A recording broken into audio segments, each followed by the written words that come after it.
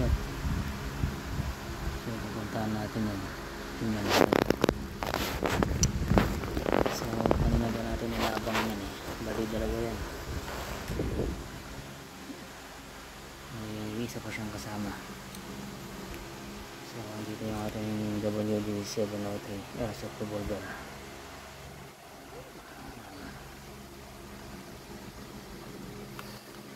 Hunting na naman tayo ng ating gabi. So nakikipasko rin sila ng handa natin. So ito, yan.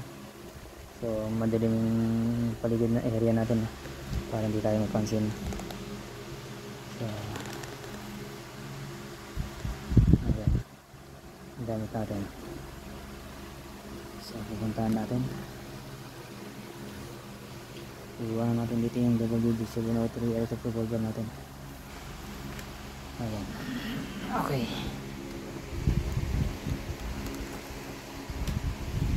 Ayan, may ilaw naman eh, nag-spotan ang ating flashlight na nakakabit sa WD-703 airsoft revolver natin. Okay,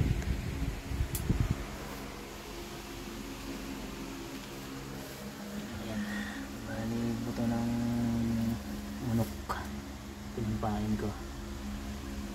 So kukunin natin, tingnan natin kung saan banda yung tama niya.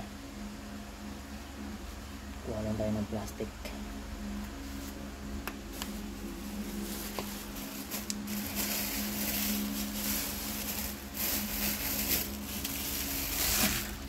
Dito na rin.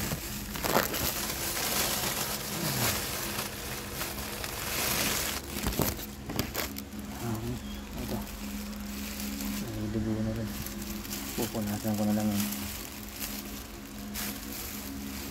So ulo nga ang tama niya, headshot. Okay, pasag ang ulo. So okay mga kabe, another press control ng ating WD-703 airsoft revolver. Merry Christmas sa ating lahat mga kabis.